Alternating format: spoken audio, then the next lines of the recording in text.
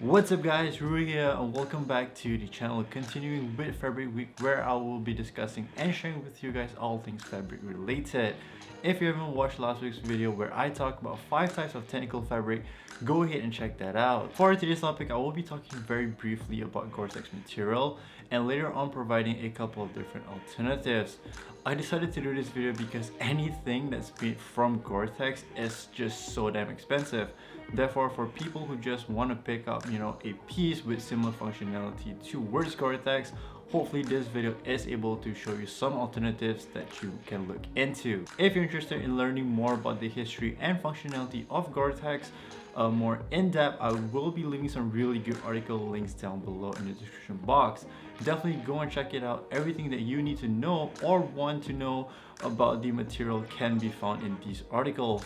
Also, Hypebeast did a really good informational video regarding Gore-Tex material, so definitely go check that out as well. It's really well produced. Now, Gore-Tex is probably the most famous and sought after type of fabric material within technical and functional wear. Usually when the material is waterproof, it most probably won't be breathable because the material completely seals up all passageways to block water out. However, Gore-Tex is a type of breathable material. Therefore, when perspiration turns into water vapor, it's able to escape out of the fabric. It's able to achieve such functionality because after polymer polyterafluoroethylene, or just PTFE, is heated and stretched out, which is essentially what Gore-Tex is made up of. It forms a microporous structure, and the pores in between its strands turn out to be small enough to keep water out, but large enough to let vapor through. And with the addition of DWR coating, it is truly a monster when it comes to waterproofing. With Gore-Tex being basically the gold standard of waterproof fabric material, getting to use the fabric in a piece does not come cheap. Reason being, they do not sell it directly to companies. In order for a company to be able to use the fabric material, they first need to have a licensing partnership with Gore-Tex. Then only can these partners manufacture using their technology and selling the finished products to the end consumers.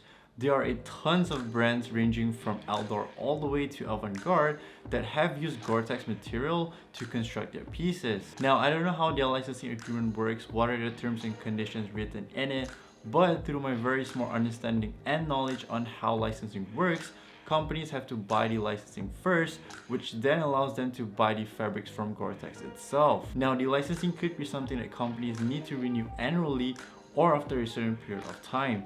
Therefore, companies have to fork out really a huge sum of money just to be able to produce products that are made with the Gore-Tex material, which results in the prices of a piece being just so damn expensive. If anyone who is watching this video have some inside information on how this licensing agreement works, or just how much is it actually to produce a piece using Gore-Tex material, do let me know down in the comment section box below. Because of this, many companies have developed their own version of Gore-Tex technology, and this allows them to either A, decrease the price point of their pieces while still maintaining certain functionality that are similar to Gore-Tex, or B, increase the profit margin for them since they no longer need to pay for licensing anymore. Here are just some of the alternatives that companies or brands have developed. A disclaimer, I'm looking at it in a sense of having similar functionality in these alternatives.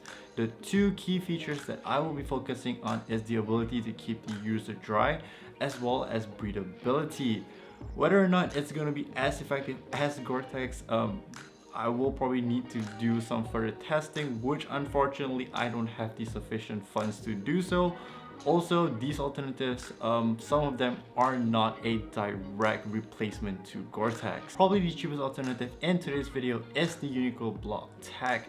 I'm not going to go too much into details regarding this fabric technology because I've already covered it in a video whereby I reviewed the Uniqlo Block Tech Parka. So if you want a more in-depth review on it, definitely go and check that video out. In a nutshell, it's water and wind resistant, breathable, and has a little bit of UV protection. Longevity and quality wise, it's definitely not going to be able to compete with Gore-Tex head to head.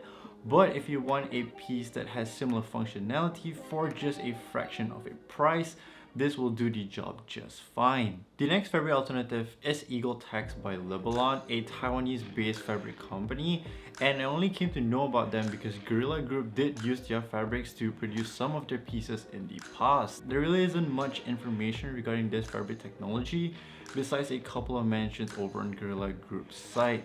From what I can gather, the fabric is constructed with nylon 6 and polyester, and it uses a lamination and coating process to create the fabric. Moving on, we have two pretty famous outdoor wear brands that came out with their own version of breathable waterproof material. The North Face Futurelight uses a new technology that the company is calling it nano spinning, which creates nano-sized fibers that allows improved air permeability while maintaining waterproofness. The process creates nano-sized fibers small enough to allow air to flow through a membrane while keeping water out. The principle of this fabric technology is pretty similar to Gore-Tex. It basically uses the same principle of blocking outside liquid from entering the fabric by having pores that are small enough but large enough to allow water vapor from perspiration to pass through. Columbia's OmniTech is the brand's proprietary fabric technology that is a 3-layer waterproof and breathable shell that is being used in almost all of Columbia's outerwear pieces. The outermost shell layer consists of a stain and water resistant Omni Shield coating that helps to fight with grime and dirt from building up. This is really useful as after a period of time, grime and dirt will affect the water resistant and breathability performance of a fabric. The majority of waterproofing comes from a membrane within the second layer. The third layer aids in the transfer of heat and moisture outwards through the other layers. The lack of total waterproofing in the outermost layer allows dirt and grime to be easily removed during washing without affecting the waterproof coating in the second layer. For anyone who wants a pretty bang for their buck in terms of performance to price ratio, Columbia is a brand you should check out. You most likely will be able to get a pretty good deal for the amount of features that you are going to get. The last alternative that I have for today's video is not a fabric material but a fabric finishing technology that was developed by Scholar, and they are calling it the 3X Dry. Scholar is a really reputable fabric company that operates and is based in Switzerland.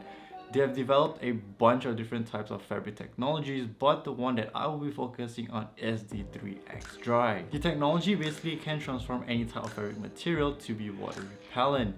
The term 3X Dry simply comes from its 3 drying functionalities. It's able to keep the fabric dry from outside moisture or liquid, keeping the body dry from absorbing perspiration, as well as making the fabric dry much faster. Fabric technology is able to achieve these functions by treating the outer section of the fabric with a hydrophobic finishing that helps to repel any incoming liquid, while on the other side, it is treated with a hydrophilic finish that's meant to be able to absorb water.